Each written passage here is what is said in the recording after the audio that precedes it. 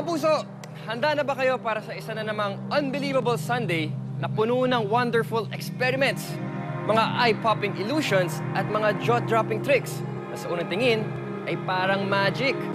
Pero meron palang scientific explanation. Ito ang I Believe.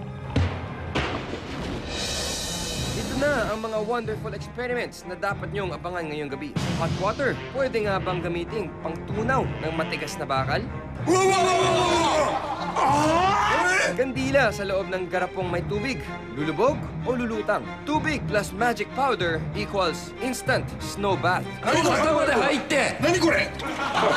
At sikreto ng diaper, ibubuking. Gugupitin ko itong diaper. Ngayong gabi, dito sa I Believe. James, Rodfield, nasubukan niyo na bang maligo sa snow?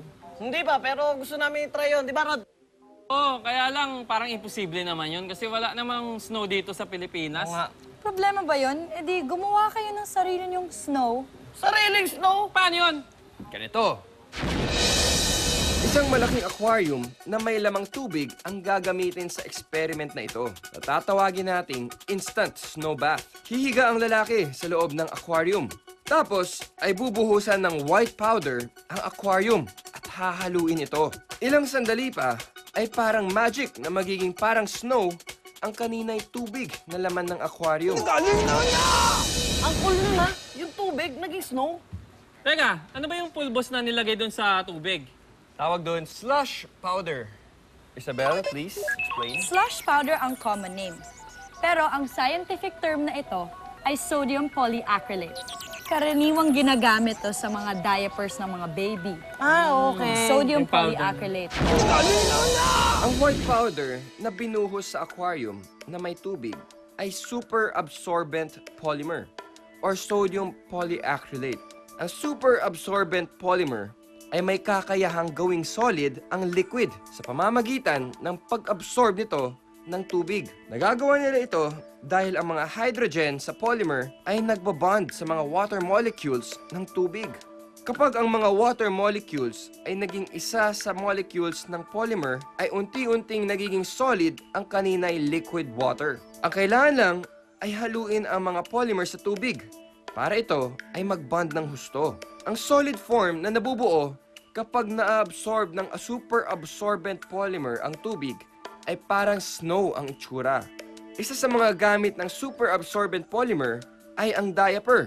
Ito ang dahilan kung bakit hindi nababasa ang mga baby na nakasuot ng disposable diaper.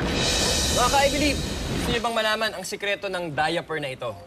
Siyempre naman. Oo naman. Talaga? Pero bago natin gawin ang ating experiment, pakilala muna natin ang ating mga bisita today. Si Mona Luis Ray.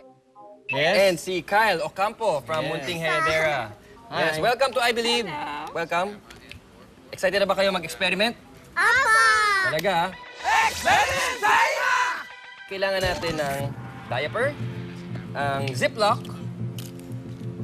plastic cup with water, and isang bowl, or pwede rin dyaryo, kung saan lang pwede ilagay ang mga powder na kukunin natin dito. Kailangan din natin ng gunting kasi gugupitin natin itong disposable diapers. Gugupitin ko itong diaper. Ano talaga yan? May mga powder. Mga powder. Kala ko, alikabok lang. Kala ko, na-stock lang. Tatanggalin natin ngayon ang mga cotton na nasa loob ng diaper. Kailangan sa bowl, isushoot tong mga cotton na ito. Oo, ang daming powder. Papasok to. Yes. Yung powder, yung ano lang, cotton, wag yung powder. Okay. Pinagmamastang ko Sige. lang. Pwede na to. Okay, ngayon, Lalo na na-absorb. ano lang, pagpag mo para humiwalay yung powder sa cotton. Pag mo muna, baka mo pa dyan. Pagpag natin. Para humiwalay ang powder sa cotton para ma-absorb natin lahat. Ngayon, lahat ng powder ilagay natin sa isang baso. Okay, meron na tayong na-collect na ilang mga powder kanina. Ngayon, ihalo na natin ito dito. Yan. Okay. Ang dami. And yung kinolekto natin kanina,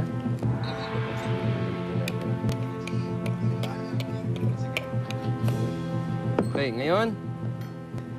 Kasi powder yan, di ba? Powder. Powder. Haluan natin siya ngayon ng tubig. Tingnan natin kung ano yung mangyayari. Yan.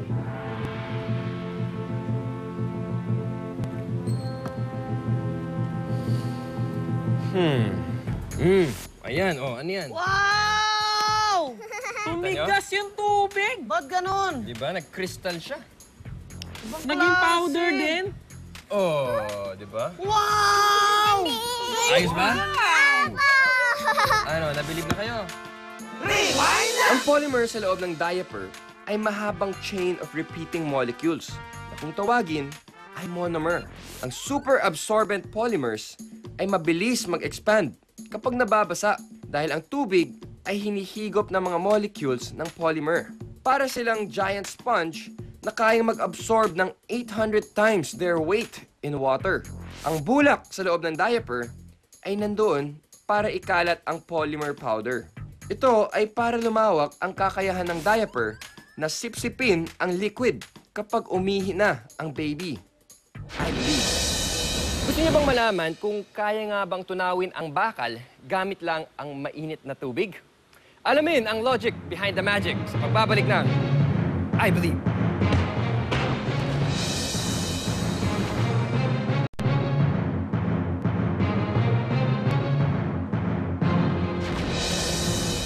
Kung kanina ay nalaman natin ang sikreto sa loob ng diaper na ito, ngayon naman, alamin natin kung gaano ba karaming liquid ang kayang i-absorb ng diaper nito sa isang gamitan. Ano hula nyo? Ako isang kutsara. OA mo naman? Ako, isang kutsarita. Ng kutsarita, malalaman natin kung tama ba ang mga sagot ninyo o mga hula ninyo sa pamamagitan ng experiment na ito. Ang tawag sa experiment na ito ay Angel Diaper Wetness Test. Dito ay susukatin kung gaano karaming tubig ang kayang i-absorb ng isang diaper sa isang gamitan.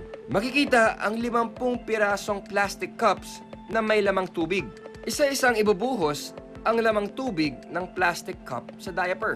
Sa una, ay kayang-kaya i-absorb ng diaper ang tubig.